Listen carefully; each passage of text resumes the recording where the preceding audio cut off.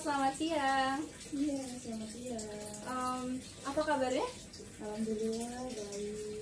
Sebelum itu, izinkan saya untuk memperkenalkan diri saya dulu. Saya Devita Septiani, mahasiswa dari Prodi Kesejahteraan Sosial di Universitas Gunawan. Mungkin mbaknya boleh memperkenalkan diri terlebih dahulu. Perkenalkan, nama saya Eka. Saya tinggal di Beji, Depok. Beji Depok ya kak? Iya. Sebelum itu, saya boleh panggilnya mbak, kakak, atau apa ya? Mungkin Mbak aja. Oke, jadi Mbak Eka di Iya. depannya ya. Di sini kita akan melakukan sesi wawancara ya kak. Iya. Mohon izin untuk mengganggu waktunya dan mengambil waktunya. Nah, tujuan dari wawancara ini sendiri itu untuk mengumpulkan informasi mengenai kecanduan TikTok yang kakak alami, karena katanya mempengaruhi keseharian kakak sendiri, mbak sendiri ya. Iya. Nah. Lumayan sih. Sebelum memulai ke sesi wawancara, boleh untuk mengisi lembar persetujuan dari informan. Boleh. Di belakangnya ada data diri, boleh diisi dulu terlebih dahulu. Mungkin jemputannya. Oke.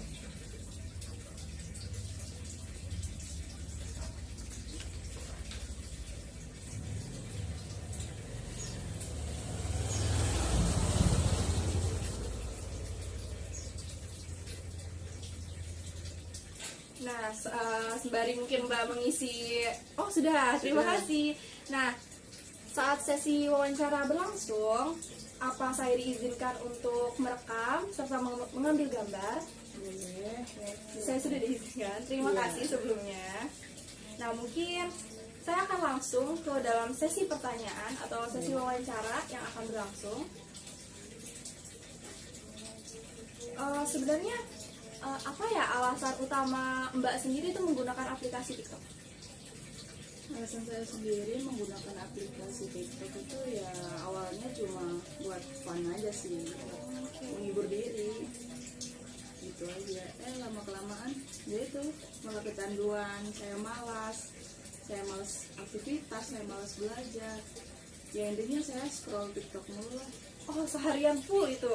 Ya nggak seharian juga sih, tapi ya bisa dibilang ada jeda sih dikit-dikit, tapi ya hampir seharian kalau misalnya ada hari libur, saat mungkin libur kuliah atau nggak ngapa-ngapain. Jadi sebenarnya Mbak itu ada hobi lain nggak gitu? Sebenarnya saya hobi menggambar, tapi kadang saya tuh kalau menggambar tuh jenuh.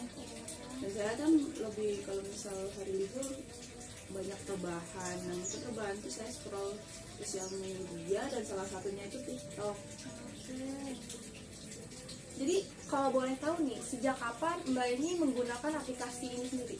Kalau menggunakan aplikasi TikTok sih dari tahun 2020 ya, tapi mulai kecanduan itu mulai tahun 2021. Nah di situ tuh karena saya ada jeda lulus dari SMK. Nah itu kan proses menuju perkuliahan. Saya sebelumnya belum minat sih buat kuliah, saya maunya kerja. Nah sembari mendaftar kerja saya kan gabut. Nah gabut itu saya habiskan untuk scroll TikTok atau scroll sosial media lainnya yang bersifat fun buat menghibur saya sendiri. Nah, jadi bisa dibilang keseharian Mbak itu jadi lebih sering nggak nge-scroll TikTok ya? Iya bisa dibilang begitu. Oh, jadi itu nanti waktu Anda itu lebih banyak dihabiskan di aplikasi tersebut daripada melakukan aktivitas sehari-hari yang biasa dilakukan. Iya sih, karena di TikTok juga sebenarnya bukan fun aja sih ya, kan ada informasi-informasi lain yang saya dapat dari situ. Misal saya akan mendaftar kerja, di situ terdapat bagaimana cara membuat CV yang baik, bagaimana cara interview yang baik, dan di situ saya belajar banyak juga sih. Jadi nggak sepenuhnya saya menonton TikTok itu negatif, tapi ada ya dampak negatifnya juga. Nah, dari tadi ada dampak negatif dan positif. Jadi itu kalau dari kebiasaan sehari-hari itu dampak negatif dan positifnya itu seperti apa? Ya mungkin kalau negatif, karena saya kebanyakan rebahan, mungkin kepala saya yang sering pusing.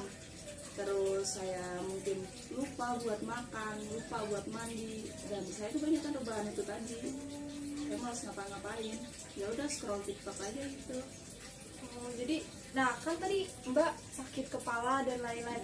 Di saat sakit kepala itu apa Mbak sendiri mengonsumsi obat-obatan? Mungkin obat warung sih yang saya konsumsi, tapi nggak sering, mungkin 1 minggu sekali. Oh, 1 minggu sekali. Tapi itu dipastikan 1 minggu sekali. Enggak juga, maksudnya kalau sampai saya seharian penuh nih pasti itu kepala saya pusing. Nah, di saat itu saya minum obat. Kalau boleh tahu jenis obat warung yang digunakan itu apa? Apa ya? Lupa saya, kayaknya Misabrik deh. Oke. Obat warung biasa sih. Oke. Nah, dari sakit kepala itu sebenarnya saat menggunakan aplikasi TikTok itu rutinitas tidur bagaimana? Atau jam tidurnya itu berantakan juga kah? Tadi kan disebutkan kalau misalnya sampai lupa sholat makan, aktivitas sehari-hari lalai dan lain-lain, itu untuk tidur sendiri? Sebenarnya ini nggak hanya di hari libur juga sih. Kadang sepulang saya beraktivitas kan capek, atau harusnya kan saya lebih memilih istirahat, tapi saya ini dulu deh, scroll TikTok aja dulu deh, lihat informasi terkini, cari konten-konten yang fun, yang menghibur, kayak gitu-gitu, biar menghilangkan stres penat saya juga seharian lelah. Kalau boleh tahu tuh yang sering Mbak tonton itu apa ya? Ya random aja sih videonya, nggak Video nggak- lucu kah? ya bisa lucu, ya bisa, kadang yang banyak muncul ya yang lucu-lucu sih, kan saya butuhnya yang hiburan. Kalau dampak tidurnya sih ya itu tadi, kadang saya sampai lupa waktu, kadang sampai tidur jam 1, jam 2, itu sangat mempengaruhi kinerja saya aktivitas pada pagi hari. Jadi mungkin sehari itu cuma 5 jam tidurnya. Iya, bisa dibilang. Nah, kalau itu berarti aplikasi TikTok ini sendiri itu bisa mengurangi stres yang Mbak alami gitu. Iya. Kalau menurut Mbak sendiri, bisa untuk menghentikan penggunaan TikTok aplikasi ini dari kecanduan yang Mbak alami sendiri? Kalau sekarang sih saya lebih mengurangi lagi ya, saya lebih cenderung melakukan aktivitas yang membuat saya upgrade skill, ilmu pengetahuan kayak gitu-gitu. Tapi ya saya nggak sepenuhnya lepas dari TikTok itu sendiri, karena kan informasi lebih gampang didapat dari TikTok daripada saya menonton YouTube. Saya cenderung bosan karena durasinya yang lama kan. Gitu sih. Jadi selain aplikasi TikTok, aplikasi apa saja yang Mbak gunakan atau untuk menghilangkan rasa jenuh selain aplikasi TikTok? Ya selain TikTok mungkin saya lihat Instagram, Reels kan biasanya muncul tuh. Bisa juga di Twitter atau sekarang namanya kan ya di X. Iya. Nah itu saya suka lihat konten-konten lucu atau informasi lainnya yang bersifat menghibur saya atau bisa menambah pengetahuan saya di dunia. Interaksi sosial dulu ya. Nah kalau dari interaksi sosial sendiri itu Mbak bagaimana? Dengan teman-teman, keluarga, itu bagaimana? Kalau interaksi sosial kaitannya dengan aplikasi TikTok, menurut saya nggak membuat saya menutup diri dari keramaian sih, malah justru mendekatkan saya pada teman-teman sekitar saya. Misalnya saya mendapatkan informasi apa atau konten video apa yang bersifatnya relate sama kehidupan teman saya, atau apa yang saya bagikan ke teman saya, kan itu justru menambah interaksi sosial saya. Jadi bahan iya, pembicaraan atau Iya. topik yang akan dibahas ini untuk menambah. ya kalau kata orang sih gibah lah. Oh, gibah, Ya, oke. bisa jadi gibah online, bisa jadi Oke. gibah offline. Oke. Kalau dari keluarga sendiri itu ada senjangan kah atau tetap? Tadi kan dari teman. Kalau dari keluarga sendiri? Kalau keluarga sih nggak tahu ya, soalnya kan saya juga nontonnya di kamar ya, paling keluarga ngiranya saya tidur atau apa, kan nggak kedengeran. Saya suka sering pakai headset juga kan. Penggunaan handsetnya itu selama menggunakan handphone Enggak juga sih, paling cuma beberapa menit. beberapa menit. Enggak lama. Nah. Karena saya juga gampang sakit telinga kalau bisa kelamaan. Oh, jadi ada faktor lain lagi juga? Nggak sakit karena Oh, handsetnya aja, Iya, bukan betul. karena suaranya atau yang Enggak, lainnya. Jadi nggak bentuk nyaman handsetnya aja. aja. Oh, juga nyaman. Oke, oke. Tapi sebelumnya pernah sampai sakit banget atau gimana dari penggunaan itu? Enggak kali ya, itu tadi saya cuma sakit kepala kalau bisa seharian scroll TikTok gitu. Oh, kalau hanya sakit kepala, tidak ada yang lain.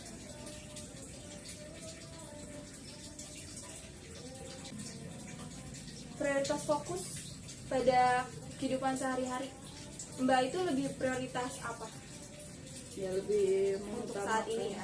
Untuk saat ini. Iya. Untuk saat ini saya lebih mengutamakan karena saya seorang mahasiswi dan kewajiban saya menunaikan tugas-tugas yang diberikan oleh dosen. Ya saya mengutamakan itu karena itu sudah menjadi kewajiban saya. Jadi sebenarnya penggunaan aplikasi TikTok pada diri Mbak sendiri ini tidak mempengaruhi dari interaksi sosial juga kan? Maksudnya karena ada dampak dikucilkan, jadi Mbak lebih milih scroll TikTok aja daripada ngobrol sama teman-temannya gitu? Enggak. Biasa aja. Oke. Nah, dari ini apa ada rencana untuk mengubah pola perilaku kecanduan pada aplikasi TikTok ini? Ya paling saya lebih selektif lagi ya bagaimana cara saya manajemen waktu antara saya belajar dan saya fun untuk scroll TikTok itu sendiri. Mungkin bisa diselingi kalau saya pernah belajar mungkin bisa 5 menit atau 10 menit nggak sampai harus berjam-jam gitu sih kalau saya sekarang.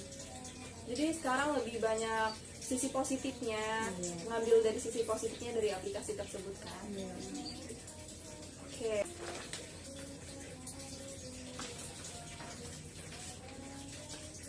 Lagi yang ditanya ya. Jadi sebenarnya Mbak itu kecanduan aplikasi TikTok itu hanya karena kecanduan biasa aja, maksudnya kayak Mbak gabut sih. aja gitu, nggak ada kegiatan lain. Kalau saya ada kegiatan lain ya saya prioritasin kegiatan saya daripada ini. Oke. Baik, ini mungkin akhir dari sesi wawancara kali ini. Sangat disayangkan hanya sebentar. Tapi Iya. terima kasih banyak sudah meluangkan waktunya serta tersediaannya untuk sesi wawancara ini. Iya mbak. Terus juga mbak Devita ini ngomong-ngomong semester berapa ya? Saya kebetulan semester 3, Mbak. Oh sama dong.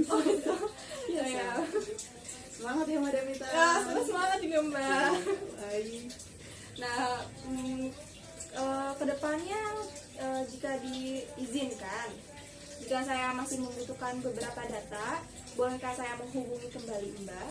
Boleh kapanpun itu ya. Itu baik via online maupun offline. Hubungi aja 10 menit. Oke, baik.